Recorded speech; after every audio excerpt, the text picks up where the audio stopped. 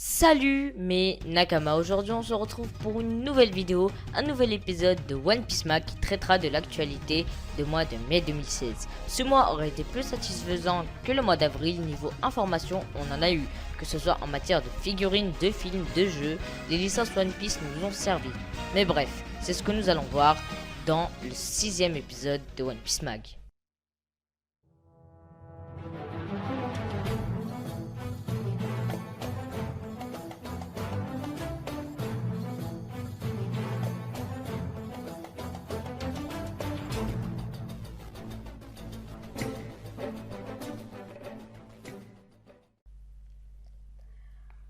Niveau news, la seule news qui a retenu notre attention ce mois-ci est l'organisation du One Piece Premier Show 2016 qui aura lieu à Tokyo. Donc si vous y êtes, n'hésitez pas. On continue avec l'incontournable. En ce mois de mai, nous avons eu le droit à une magnifique bande-annonce du film One Piece Gold où, entre autres, une mise en scène de personnages comme Rob Lucci, Spandam, Sabo ou encore Koala. On a également la certitude que l'amiral Sakazuki participera au film et également Doflamingo. Une bande-annonce, mais pas que. En effet, on aura le droit à un petit film d'animation qui passera à la télé au mois de juillet pour introduire le film Gold. Je sais pas vous, mais moi j'attends ça avec impatience. Il se nomme One Piece Heart of Gold.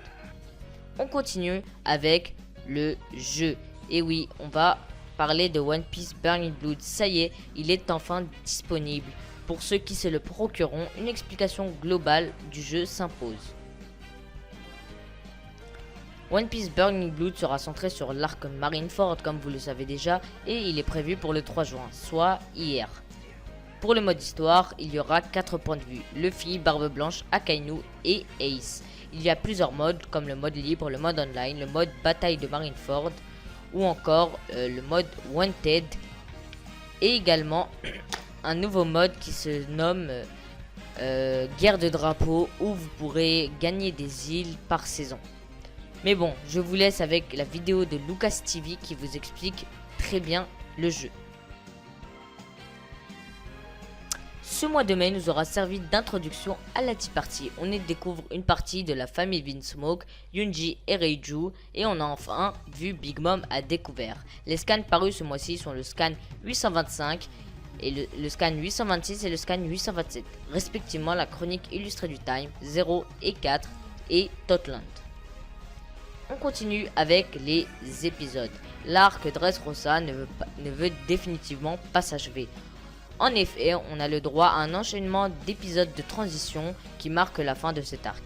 5 épisodes sont sortis ce mois-ci, respectivement l'épisode 739, la plus puissante des créatures Kaido la bête, l'épisode 740, Fujitora bouge, les chapeaux de paille complètement cernés, l'épisode 741, état d'urgence, Rebecca est kidnappée, l'épisode 742, le lien du père et de sa fille Kyros et épisode. L'épisode 733, Esprit viril, Luffy contre Fujitora, un clash en tête à tête.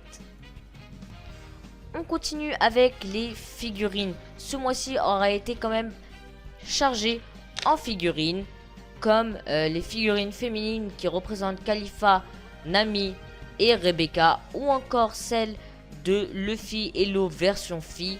Il y a également deux figurines de Perona qui sont très belles. Et il y a aussi une figurine de Bartolomeo en position assez banale. Sans oublier le mini diorama avec Ace, Law et Luffy enfant. On continue avec deux magnifiques sculptures. On voit Sabo et Law. Celle de Law est beaucoup mieux car je trouve que la position n'est pas adéquate. Avec des figurines du film One Piece Gold qui sont en précommande sur Ninoma.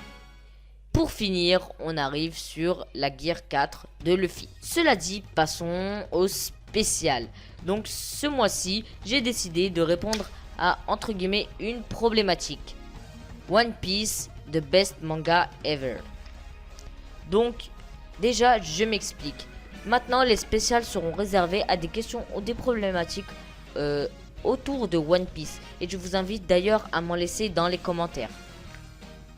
Commençons tout de suite. One Piece est-il le meilleur manga de tous les temps? Côté chiffres, on ne peut pas le nier. il est le manga le plus vendu de tous les temps, et largement devant le second.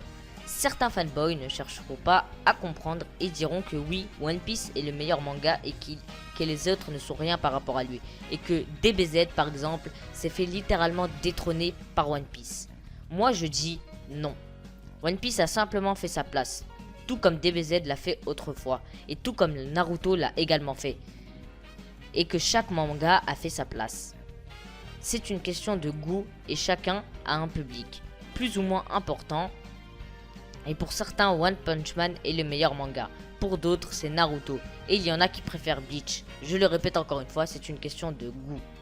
Je voudrais parler d'une dernière chose. Une chose où la plupart des fans se sont mis d'accord. C'est bien évidemment le phénomène My Hero Academia. Cette image décrit très bien cela.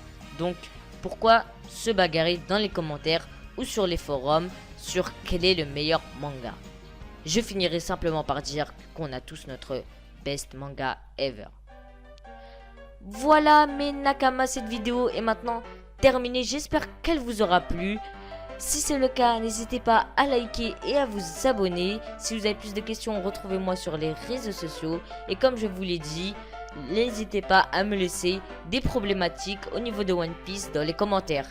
Et moi je vous dis à la prochaine!